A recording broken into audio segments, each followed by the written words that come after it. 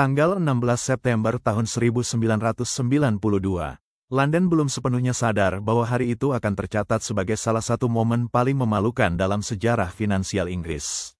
Di pusat badai itu ada satu nama yang kemudian melegenda, George Soros. Ia dijuluki media sebagai The Man Who Broke the Bank of England. Tapi, apakah benar satu orang bisa menjatuhkan mata uang negara besar?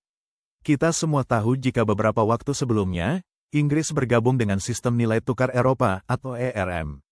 Tujuannya jelas untuk menjaga stabilitas kurs terhadap mata uang Eropa lain, terutama Deutschmark. Namun bro, Inggris punya masalah besar yang belum teratasi, mulai dari inflasi yang lebih tinggi dari Jerman, ekonomi di Inggris juga sedang melambat dan pound masuk ERM pada nilai yang overvalue. Ini tuh artinya pound dipertahankan terlalu mahal dibanding kondisi real ekonominya. Nah, institusi yang mempertahankan kebijakan ini adalah Bank of England yang pada saat itu dipimpin oleh John Major. Dari kebijakan ini para pelaku pasar dapat mencium kelemahan. Jadi gini bro, jika ekonomi melemah, suku bunga seharusnya kan turun, itu supaya banyak orang berbondong-bondong buat pinjam duit di bank, yang akhirnya itu bakal ningkatin konsumsi dan pada akhirnya bisa mendorong pertumbuhan ekonomi suatu negara. Tapi untuk menjaga nilai pound dalam ERM tersebut, suku bunga justru harus tinggi. Nah, Soros mengambil posisi besar dengan menjual pound alias short selling.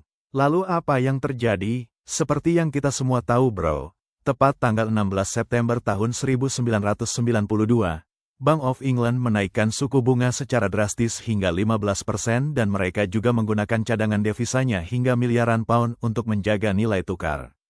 Tapi bro, reaksi pasar tuh besar banget. Ini bikin Inggris menyerah dan keluar dari ERM, mata uang mereka juga terdevaluasi drastis dan Inggris mengalami krisis ekonomi. Lalu gimana dengan paman Soros? Ya dia meraih keuntungan sekitar $1 miliar bro. Dan media pun akhirnya menemukan tokoh antagonis untuk kejatuhan Bank Sentral Inggris.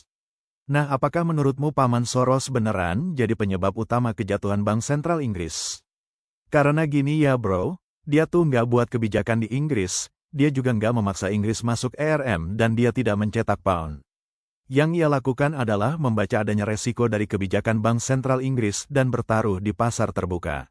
Dan fakta lainnya bro, setelah keluar dari sistem ERM, ekonomi Inggris justru pulih lebih cepat. Jadi Black Wednesday bukan sekedar kisah spekulan versus negara. Ini adalah pelajaran bahwa pasar bisa menguji kebijakan. Dan jika fondasinya lemah, tekanan kecil pun bisa menjadi badai.